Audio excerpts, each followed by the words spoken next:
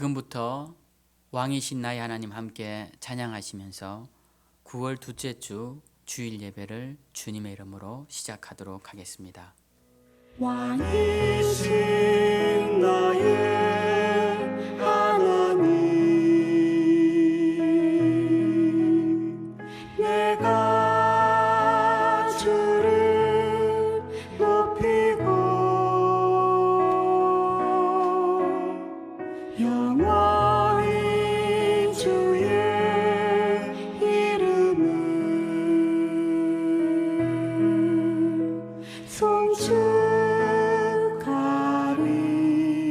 송축하리이다.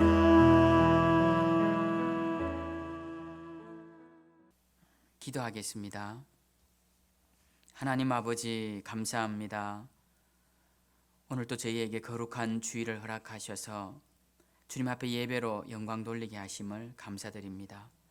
비록 한자리에 모여서 주님 앞에 예배 드리진 못하지만 흩어져 있는 각자의 자리를 축복하여 주시고 각자의 시간들을 축복하여 주시고 하나님 그 자리 그 처소에 임재하여 주셔서 하나님 영광 받으시는 복된 시간이 되게 하여 주시옵소서.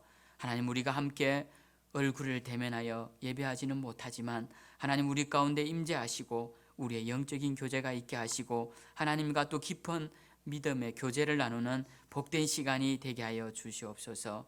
주님 우리 가운데 함께하여 주시기를 원하오며 살아계신 예수님 이름으로 기도하옵나이다. 아멘.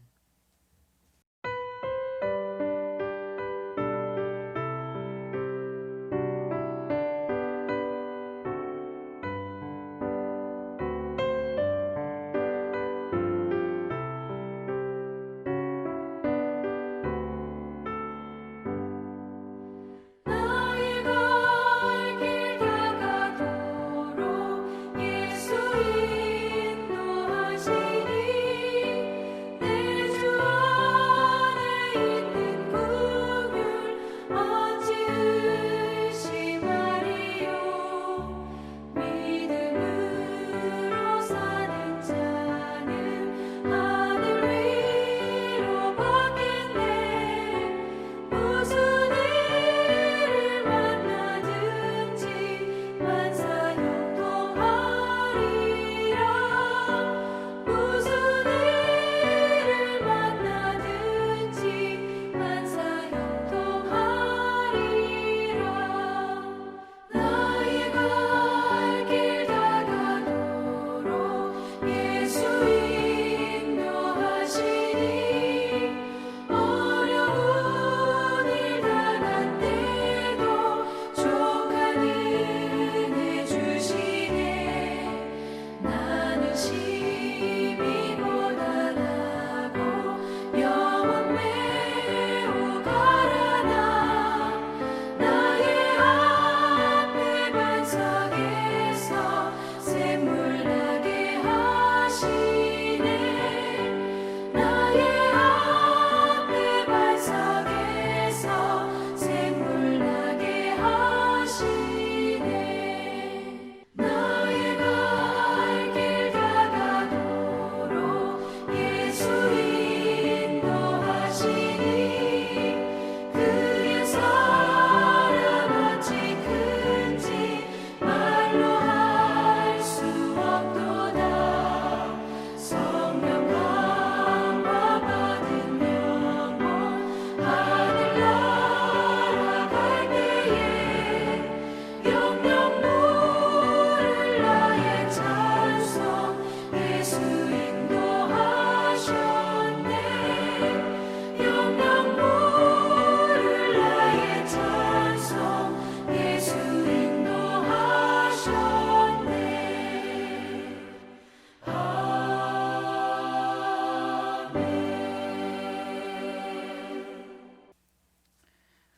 교회 소식 함께 보도록 하겠습니다. 다음 주 주일 예배에 대한 광고는 앞으로 정부 발표를 지켜보며 주중에 온라인으로 다시 공지를 드리도록 하겠습니다. 새벽 기도와 수요 예배는 한 주 더 자율적인 기도 시간으로 대체하겠습니다. 다음 주에는 우리가 함께 모여서 예배 드릴 수 있도록 꼭 기도해 주시고 또 그러한 응답 가운데서 우리의 귀한 예배가 이루어지길 소망합니다. 우리 이 시간 말씀 함께 보도록 하겠습니다. 말씀은 마태복음 13장 11절 한 절 말씀입니다. 마태복음 13장 11절 말씀 제가 봉독하겠습니다. 대답하여 이르시되 천국의 비밀을 아는 것이 너희에게는 허락되었으나 그들에게는 아니 되었나니. 아멘. 오늘은 천국 복음이라는 제목으로 천국에 대한 말씀을 함께 나누고자 합니다. 얼마 전 뉴스에 올 상반기에 스스로 목숨을 끊은 사람의 수가 발표되었는데요. 몇 명 정도일 것 같습니까? 6,278명이라고 합니다.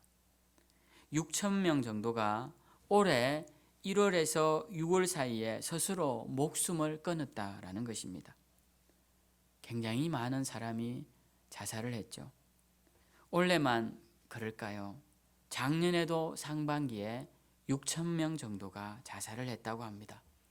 우리나라는 OECD 국가 중 벌써 15년째 자살률 1위라는 불명예를 가지고 있습니다. 우리나라가 자살률이 굉장히 높지만 전 세계에서 스스로 생명을 버리는 사람의 수도 굉장히 많습니다. 그 수가 매년 80만 명이 된다고 합니다. 어제까지 전 세계에서 코로나로 인한 사망자가 90만 명이라고 하니 그와 비교해 보면 자살한 사람의 수 80만 명이 얼마나 많은지 알 수 있는 통계입니다. 그러면 왜 이렇게 많은 사람들이 스스로 목숨을 끊을까요? 여러 가지 이유가 있을 것입니다. 그러나 크게 두 가지로 나눌 수 있습니다. 첫째는 살아야 할 이유가 없어 죽는 사람, 즉 존재의 이유가 없어 죽는 것이죠. 두 번째는 살기가 너무 어려워 죽는 사람, 살 수 있는 힘이 없어서 죽는 사람입니다. 물론 이 외에도 자세히 상황을 들여다보면 여러 가지 이유가 있을 것입니다. 그러나 가장 큰 이유는 생에 목적이 없기 때문에 그렇다고 볼 수 있습니다. 이루어야 할 목적이 사라졌다거나 또는 목적이 있다 해도 그것을 이룰 가능성이 희박해졌거나 또는 이루어야 할 이유가 사라진 경우라고 할 수 있습니다. 저는 오늘 천국 복음을 전하면서 우리 그리스도인들의 신앙의 목적이 무엇이 되어야 하는가에 대해 말씀을 나누고자 합니다. 삶의 목적이 없으면 그것이 무엇이 되었든 간에 그 목적이 사라지면 살아야 할 이유가 사라지는 것처럼 신앙도 목적이 분명해야 합니다. 신앙의 목적이 분명하지 않으면 우리가 걸어가는 신앙의 길이 자꾸 흔들리고 좌로 우로 치우치게 되어 있습니다. 여러분, 신앙의 목적은 무엇입니까? 여러분은 왜 신앙생활 하십니까? 신앙생활을 통하여 여러분들이 이루고자 하는 것, 얻고자 하는 것, 그것은 무엇입니까? 비슷한 의미로 다르게 한번 질문해 보죠. 여러분들은 왜 예수님을 믿으십니까? 한 번도 본 적이 없고 만난 적도 없는, 음성을 들은 적도 없는 그분을 여러분들은 왜 믿으십니까? 왜 믿느냐라는 질문에 우리는 분명한 답을 할 수 있어야 합니다. 제가 아는 어떤 남자 성도님은 교회에 나오는 이유가 가정의 평화를 위해 나온다고 하였습니다. 아내가 하도 가자고 해서 그냥 집안이 시끄럽지 않기 위해서 나온다는 것입니다. 이런 경우는 교회에 나가는 이유가 가정의 평화인 것이죠. 이런 경우도 목적은 분명합니다. 가정의 평화. 그런데 이런 경우는 만약 나가지 않아도 가정의 평화가 유지된다면 교회를 나갈 이유가 사라지고 마는 것이죠. 어떤 사람은 사업이 잘 되게 해달라고 그 목적을 이루기 위해 교회를 나오는 사람들이 있습니다. 이 사람들은 사업이 잘 되고 또 사업이 안 되고 그에 따라 신앙의 유무가 결정되더라는 것입니다. 이 사람들을 탓할 수는 없습니다. 이들은 자신들이 정해놓은 신앙의 목적을 따라 움직였기 때문에 그렇습니다. 그래서 저는 우리가 신앙의 목적을 바로 세워야 한다고 생각합니다. 우리가 예수님 믿는 목적을 올바로 세워야 한다라는 것입니다. 이 목적이 바로 서지 않으면 올바른 신앙생활을 할 수가 없습니다. 만약 신앙의 목적이 없다면 우리의 신앙은 힘이 없고 앞으로 나갈 동력을 잃게 되고 스스로 생명을 끊는 사람들처럼 삶의 의미를 찾지 못하고 죽음을 선택하는 것처럼 신앙을 가져야 할 이유와 능력을 잃어버리게 된다는 것입니다. 그렇기 때문에 우리는 신앙의 목적을 바로 가지는 것이 아주 중요합니다. 우리가 예수님을 왜 믿는지를 바로 알 때 예수님을 진실하게 믿을 수 있고 또 진실하게 믿으려고 노력할 수 있고 사모하게 되기 때문입니다. 사람들은 흔히 이런 말을 합니다. 믿음이 안 생기는 것을 어떻게 하느냐. 그런데 이런 말을 하는 분들은 믿음이 안 생기는 이유가 뭔지 잘 몰라서 그런데요. 믿음이 안 생기는 이유는 믿음을 가져야 할 이유가 없기 때문에 그렇습니다. 여러분 잘 들어보셔야 합니다. 비슷한 말 같지만 믿음이 안 생기는 이유는 믿음을 가져야 할 이유가 없기 때문에 그렇다라는 것입니다. 믿어야 할 이유를 분명히 알면 우리는 믿기 위해 노력합니다. 우리가 무엇인가를 성취해야 할 이유가 생긴다면 그 이유가 너무나 명확하고 절실하다면 그것을 이루기 위해 엄청난 노력을 할 것입니다. 1994년 10월에 서울의 성수대교가 무너졌죠. 참 어처구니 없는 사건입니다. 그 사고로 32명이 죽었습니다. 그때 죽은 사망자 가운데 서울 교대를 다니던 이승영 씨라는 분이 있었습니다. 그의 가방에는 버킷리스트, 그가 죽기 전에 꼭 해보고 싶은 소원들이 있었습니다. 그녀의 바람들은 참 선한 것들이었습니다. 그 가방에서 그녀의 소원을 발견한 그녀의 어머니와 남동생은 그녀의 소원을 하나씩 이루어 드리려고 노력을 했습니다. 그녀의 바람 중에 하나가 아이들을 위한 장학회를 만드는 것이었는데 그녀의 보상금으로 나온 2억 5천만을 가지고 장학회를 만들고 또 누나를 대신해 남동생이 누나의 소원인 아이의 입양도 2명이나 해서 이루고 또 그녀의 소원이었던 선교까지 그 어머니가 그 몫을 다하게 됩니다. 이 가족들이 이 일을 하는 것의 이유가 무엇일까요? 이들이 이 일을 해야 할 목적이 생겼기 때문에 그렇습니다. 분명한 목적이 생겼기 때문에 이 일을 해야 할 분명한 명분이 생겼기 때문에 그 목적과 명분 때문에 그들은 이 일을 이루어야 할 힘과 능력을 가지게 된 것입니다. 우리는 흔히 믿음을 이야기하면 믿음이 없는 사람은 믿음이 안 생겨서 어떻게 하느냐라고 하지만 믿음도 우리가 가지기를 간절히 원하면 내가 믿음을 가져야 할 필요성을 느끼고 정말 믿음을 갖기를 소원한다면 믿음이 생긴다라는 것입니다. 왜? 하나님이 우리에게 믿음을 주시기 때문에 그런 것입니다. 물론 믿음이 하나님의 은혜로 주어지는 것입니다. 하나님의 은혜로 주어지는 것이죠. 하나님이 안 주시겠다 마음 먹으시면 받을 길이 없습니다. 그러나 우리 하나님은 어떤 분이시냐 하면 우리가 간절한 바람, 선한 뜻을 향한 간절한 바람을 갖고 있는데 그걸 외면하시는 분이 아니라는 것입니다. 더더구나 하나님을 향한 믿음을 내가 갖기를 원한다고 하는데 주님이 그것을 주시지 않겠느냐라는 것입니다. 문제는 하나님이 믿음을 안 주셔서 우리에게 믿음이 안 생기는 것이 아니라 우리가 믿음을 갖고자 하는 열망이 없기 때문에 믿음이 안 생기는 것입니다. 주님은 사모하는 자에게 주십니다. 그러나 문제는 믿음이 없는 사람들은 믿음을 아예 사모하지 않더라는 겁니다. 사모하지 않는 이유는 사모할 이유가 없기 때문에 그렇더라는 것입니다. 그렇기 때문에 믿음이 없는 사람들은 먼저 내가 믿음을 가져야 할 이유를 찾는 것이 아주 중요합니다. 그러면 우리가 믿음을 왜 가져야 할까요? 왜 믿어야 합니까?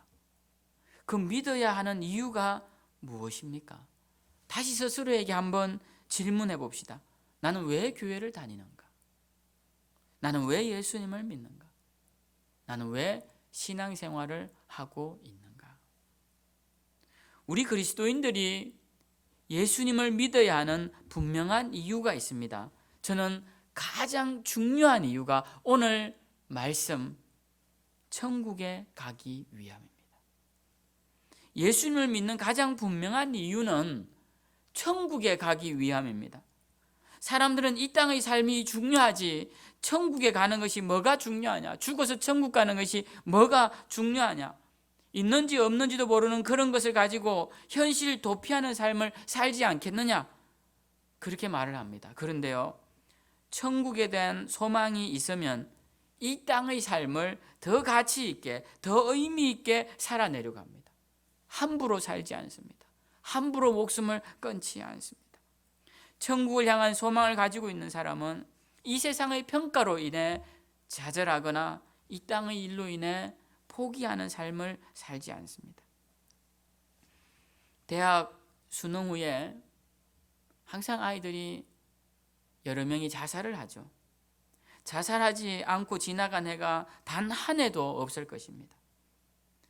이 아이들의 자살 왜 할까요? 그것은 이 사회가 만들어낸 결과물입니다. 줄 세우기식 문화, 학벌 위주의 사회, 대학으로 아이들을 평가하는 사회의 잣대가 만들어낸 병폐가 바로 이 아이들의 자살인 것이죠. 수능이 전부인 아이들로 만들면, 수능을 망치면 인생을 살 이유가 없어집니다. 대학이 전부인 것으로 가르치면, 원하는 대학을 가지 못하면 자기 인생은 실패한 것이라 생각합니다. 그러나 우리의 생이 이 땅이 전부가 아니며 우리에겐 돌아갈 본향이 있으며 그 나라를 향한 여정을 내가 서 있는 자리에서 충실하게 해나가는 것이 복된 삶이다 라는 사실을 가르친다면 그들은 수능 하나로 인생을 절망하지는 않을 것입니다. 예수님께서 이 땅에 오셔서 사람들에게 복음, 기쁜 소식을 외치시면서 가장 먼저 하신 말씀이 무엇입니까? 회개하라, 천국이 가까이 왔느니라 라는 말씀입니다. 무엇이 핵심입니까? 천국이 가까이 왔다는 것이 핵심입니다. 천국이 가까이 왔으니 회개하라는 것입니다. 회개를 왜 해야 합니까? 천국이 가까이 왔기 때문에 회개를 해야 하는 겁니다. 회개를 왜 해야 합니까? 천국에 들어가기 위해서 해야 하는 것입니다. 그냥 회개하라는 것이 아닙니다. 천국이 가까이 왔기 때문에 회개하라는 것입니다. 주님은 우리가 천국에 들어가기 합당한 자들이 되기 위해 복음을 전하신 것입니다. 그래서 예수님이 전하신 복음을 마태복음 9장 35절에는 이렇게 말합니다. 예수님께서 모든 도시와 마을에 두루 다니사 그들의 회당에서 가르치시며 천국 복음을 전파하셨다. 주님이 전하신 복음을 뭐라고 합니까? 천국 복음이다 라고 성경은 우리에게 가르쳐주고 있습니다. 천국 복음이라는 것은 천국에 들어가게 하는 복음이다 라는 것입니다. 그렇기 때문에 이 복음을 듣는 우리는 천국에 들어가야 할 목적이 생기고, 이 복음을 듣고 예수님을 믿으면 우리는 이제 천국에 들어갈 소망이 생긴 것입니다. 이제부터 우리는 천국을 향한 여정, 천국을 향한 다름질, 곧 사명의 경주를 해나가야 하는 것입니다. 혹시 어떤 사람들 중에서 예수님께서 이 땅에 하나님 나라를 이루려 하셨고 이 땅에서 평화를 이루어야 한다라고 말한다면 여러분 그런 말에 쉽게 동요되거나 동의하거나 따라가지 마십시오. 그런 이야기들은 대부분 이단들에게서 많이 나왔습니다. 이단들과 사이비들에게서 많이 나왔습니다. 그 이단들의 그 가르침은 역사도 오래되었고 지금 그런 가르침을 하는 이단들과 사이비의 교세도 어마어마합니다. 그러나 여러분 속지 마십시오. 이 땅에 에덴을 다시 회복하고 이 땅에 하나님의 왕국이 서야 한다고 하는 사람들을 믿지 마시고 이 땅을 변화시켜 하나님의 나라로 만들어야 한다고 하는 사람들도 따라가지 마십시오. 반드시 그 끝에는 실망이 있을 것입니다. 우리는 우리가 가야 할 본향이 있습니다. 소망 없는 인간 세상에 희망을 걸었다가 세상 사람들이 만든 철학을 따라갔다가 세상 사람들이 만든 종교적 제도를 신봉하다가 세상이 훌륭하다고 열광하는 그 사람을 따라가다가 실망하지 마시고 세상의 허무함에 절망하지 마시고 주님 나라만 바라보고 표대를 향해 나가는 우리가 되어야 할 것입니다. 그런 면에서 우리 교회들도 더 크게는 우리 기독교도 마찬가지입니다. 여러분 그것을 신봉해서는 안 됩니다. 교회나 교리나 교단이나 종단이나 종파에 목숨 걸지 마십시오. 그것이 본질이 아닙니다. 어릴 때 제가 만화 영화로 보았던 허클베리 핀 그리고 유명한 톰 소여의 모험이라는 책을 쓴 마크 트웨인이라는 사람 많이들 아실 것입니다. 그가 장로교인인데요. 그가 인생 후반에 기독교에 대한 비판을 강하게 합니다. 그가 한 말 중에 이런 말이 있습니다. 예수님께서 지금 여기 계신다면 그분께서는 기독교인이 되려 하지 않으실 것이다. 그와 비슷한 시기에 태어난 러시아 문호 도스토예프스키가 쓴 카라마조프가 형제들이라는 책에 보면 대신문관이라는 챕터가 나옵니다. 소설 속의 인물이 자신이 쓴 서사시라며 동생에게 보여주는 내용인데요. 내용이 깁니다. 소설 속의 소설이라 할 수 있는데요. 그 내용을 전에도 한번 말씀드린 적이 있어서 아시는 분들은 많이 아실 때인데요. 제가 그 내용을 짧게 간추려 보면 이렇습니다. 배경은 16세기 스페인 세빌리아이고요. 등장인물은 스페인 추기경인 대신문관과 재림하신 예수님입니다. 중세의 막바지 종교재판이 기승을 부리던 시대 종교재판이 악랄하기로 유명한 그 스페인을 배경으로 이 소설 속에 사람이 소설을 쓴 내용인 것이죠. 그때 이 대신문관과 예수님이 만나게 됩니다. 처음에 이 땅에 오셨던 그 예수님 그 모습대로 1500년이 지난 16세기 스페인에 예수님이 다시 오신 것이죠. 처음 오셨던 그 모습대로 소박하고 평범한 인간의 모습으로 주님이 지상에 오신 것입니다. 초림때와 똑같이 사람들이 예수님 주위로 구름처럼 모여듭니다.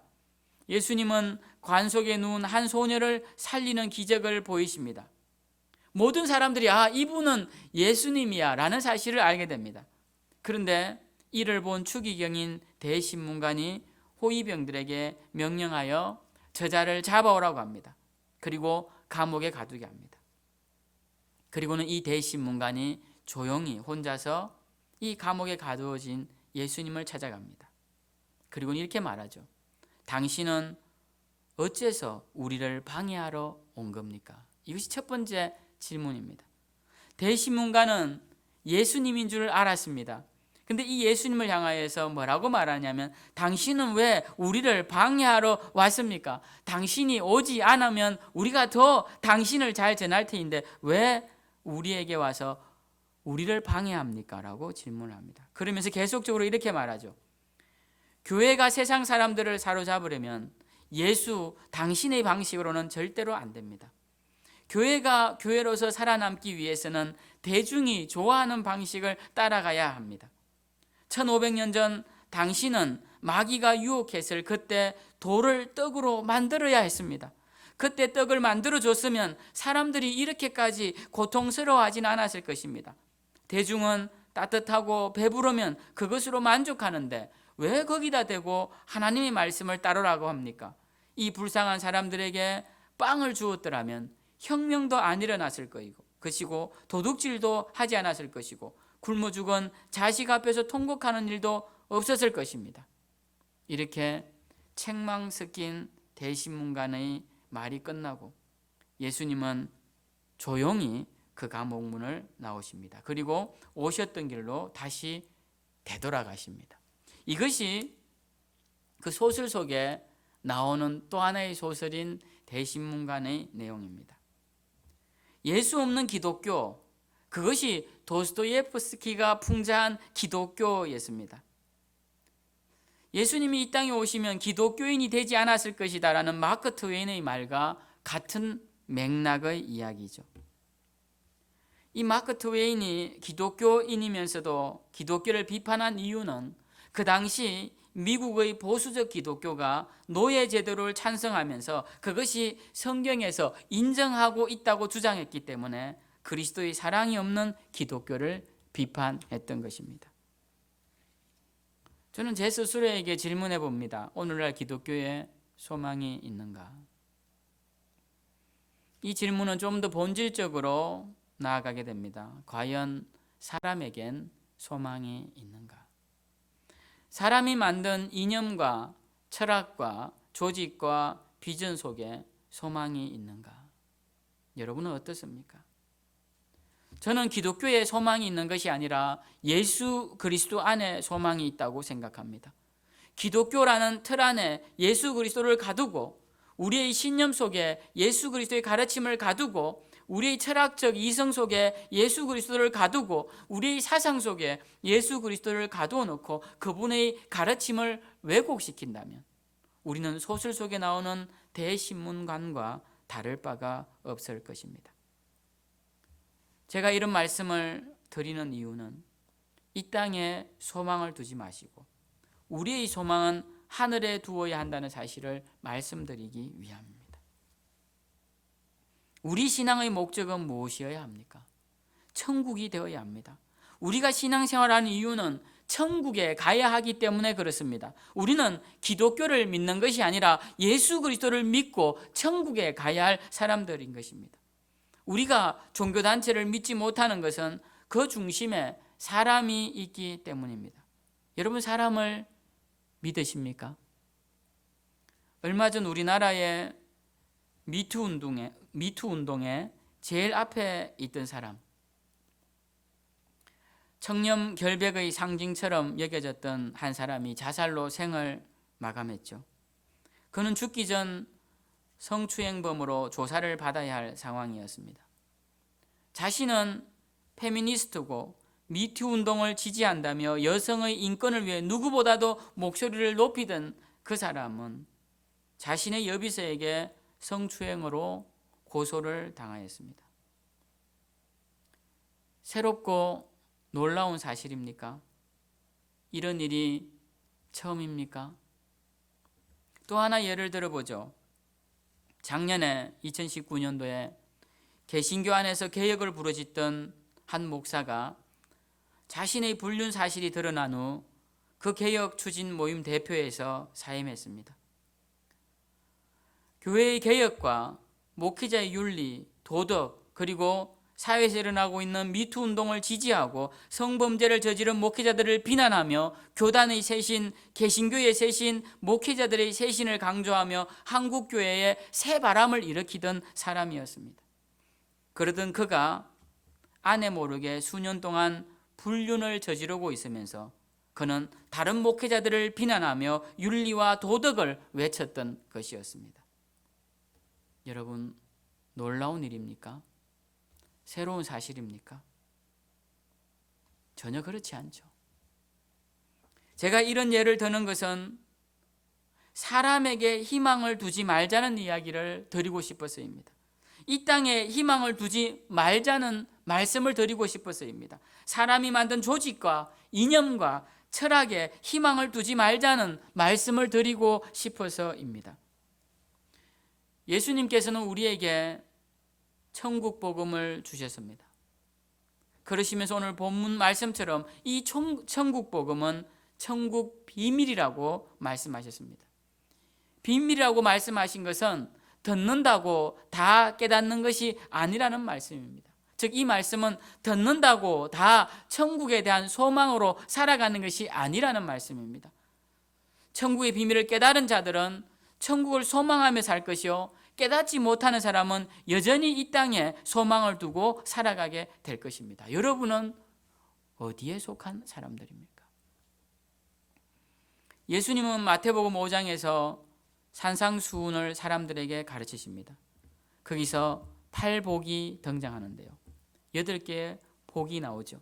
그 8복 중에 첫 번째가 심령이 가난한 자는 복이 있나니 그가 받을 복은 천국이 저희 것이다 라고 말씀을 하셨습니다. 그리고 맨 마지막에 나오는 8복에는 이렇게 말씀하십니다. 의를 위하여 박해를 받는 사람은 복이 있나니 그 복은 천국이 저희 것임이라 라고 말씀하셨어요. 8복의 처음과 끝은 천국에 대한 약속의 말씀이었습니다. 이뿐이 아닙니다. 예수님은 마태복음 13장에서 천국에 대한 비유를 7가지나 말씀하십니다. 천국은 어떤 곳인지, 천국의 가치가 어느 정도인지, 천국은 어떻게 가는지에 대해 비유를 들어 말씀하신 것입니다. 뿐만 아니라 마태복음 20장에 가면 또다시 천국에 대한 비유를 하십니다. 우리가 잘 아는 포도원 일꾼들의 비유입니다. 그리고 22장에 가서 또다시 천국에 대한 비유다라고 하시면서 혼인잔치를 베푼 임금에 대한 비유를 하십니다. 예수님은 왜 이렇게 천국에 대한 비유를 많이 말씀하셨을까요? 이유는 간단합니다. 우리가 오늘 말씀처럼 천국의 비밀을 아는 자가 되기를 원하셨기 때문에 그렇다라는 것입니다. 천국의 비밀, 천국을 사모하고 천국에 가려하고 천국 복음을 전하는 자가 되길 원하셨기 때문에 천국에 대한 말씀을 이토록 많이 하셨다라는 것입니다. 여러분, 이 천국은 아무나 가지 못합니다. 천국의 비유 중에 가라지의 비유가 있습니다. 마지막 때에 가라지는 모아 불태우고 알곡은 모아 곡간에 넣는다고 하셨는데 그 곡간이 바로 천국이며 불태우는 곳이 바로 천국에 못 간 자들이 가는 곳이라고 가르쳐 주셨습니다. 우리는 어디에 가야 합니까? 우리는 곡간 안에 들어가야 합니다. 그곳에는 알곡만 들어가는 곳입니다. 가라지는 못 들어갑니다. 그렇기 때문에 우리는 알곡이 되어야 합니다. 어떻게 하면 알곡이 됩니까? 예수님을 믿으면 알곡이 됩니다. 예수님이 달리신 십자가를 바라보고 그분의 말씀에 순종하며 나아가면 알곡이 됩니다. 예수님의 이름으로 다른 사람 정죄하지 말고 예수님 이름으로 서로 용납하고 이해하고 간용하며 예수님의 가르침을 따라가다 보면 우리는 어느새 천국 문 앞에 당도해 있을 것입니다. 말씀을 마치겠습니다. 우리는 왜 예수님을 믿어야 합니까? 우리의 신앙의 목적이 무엇입니까? 가장 원초적이고 가장 기본적이고 가장 본질적인 것은 우리가 천국 가서 주님과 함께 거하는 것입니다. 이것이 신앙의 목적입니다. 우리가 예수님 믿는 이유인 것입니다. 오늘도 이 신앙의 목적을 기억하시고 우리의 남은 인생길 동안 주님과 늘 동행하며 천국까지 온전히 다다라서 그 나라에서 주님과 함께 영원한 기쁨을 누리는 저와 우리 생명샘교회 모든 성도님들이 되시길 주님의 이름으로 축원드립니다. 우리 이 시간 찬송가 492장 잠시 세상에 내가 살면서 이 찬양 부르시고 기도하고 예배 마치도록 하겠습니다. 기도하겠습니다. 하나님 아버지 감사합니다. 오늘도 우리에게 천국에 대한 복음을 들려주시고 우리의 소망이 이 땅에 있는 것이 아니라 하나님 나라에 있음을 다시 한번 깨닫고 나아가게 하심을 감사드립니다. 주님, 이 땅의 삶은 어떨 때는 행복하고 어떨 때는 기쁘지만 또 어떨 때는 고통스럽고 또 어떨 때는 괴로운 일들이 있습니다. 하나님, 이 삶에 소망을 두고 살아간다면 우리에게 괴롭고 슬픈 날이 있을 때는 참으로 살아갈 의미가 사라지고 맙니다. 하나님, 그러나 주님, 우리에게는 돌아갈 본향이 있고 우리를 기다리시는 주님이 계시므로 주님, 그 나라의 소망을 품고 살아갈 수 있기에 이 땅의 삶이 비록 힘들고 어려울지라도 견디고 인내할 수 있음을 고백합니다. 하나님, 오늘 주신 말씀 다시 한번 붙잡고 우리가 예수님 믿는 이유는 주님 계신 그 나라에서 그 천국에 들어가기 위함임을 기억하게 하시고 우리가 모두 알고 기대어 주님 기뻐하시는 그 자리에 들어가 주님과 함께 영광을 누리며 살아가는 우리 생명샘교회 모든 지체들이 되게 하여 주시옵소서.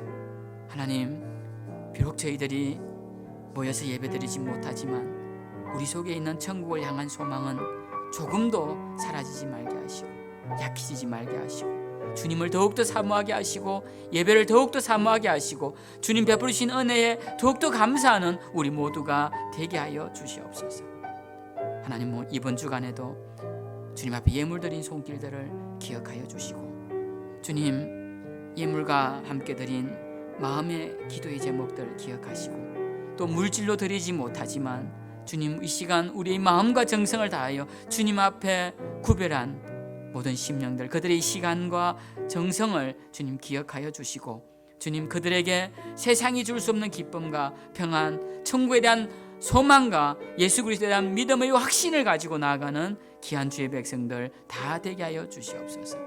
하나님, 이 시간도 드려진 예물 연락하여 주시고 하나님, 이 모든 것들이 하나님 나라의 창고에 쌓여지는 하늘의 보물들이 되게 하여 주시옵소서. 하나님, 특별히 이 시간 기도하옵기는 우리들 가운데 연약한 지체들을 기억하여 주시옵소서. 하나님, 주님께서 이 시간 그 피 묻은 손으로 환부에 손대어 주시고 주님, 이 질병으로 인하여서 낙심하지 않도록 우리 모든 연약한 지체들을 도우시고 일으켜 세워 주시옵소서. 하나님, 이 코로나로 인하여서 시험 드는 자 단 한 명도 없게 하여 주시고 믿음 잃어버리는 자 단 한 명도 없게 하시고 주님 바라보며 승리하는 우리 생명샘교회 모든 성도님들이 다 되도록 축복하여 주시옵소서. 이제는 우리 구주 예수 그리스도의 놀라우신 은혜와 아버지 하나님의 크신 사랑과 성령님의 위로하시고 내주하시고 교통하심이 오늘 말씀을 통하여서 다시 한번 우리의 신앙의 목적이 무엇이며 우리의 삶의 목적지가 어디인지를 분명히 깨닫고 주님 주신 사명 감당하며 하나님 바라보며 주 예수 그리스도의 십자가 바라보며 나아가기로 다짐하는 사랑하는 귀한 성도님들 머리 위에, 그들의 가정 위에, 우리 어린 생명들 위에 이제부터 영원토록 함께 하시기를 간절히 축원하옵나이다. 아멘.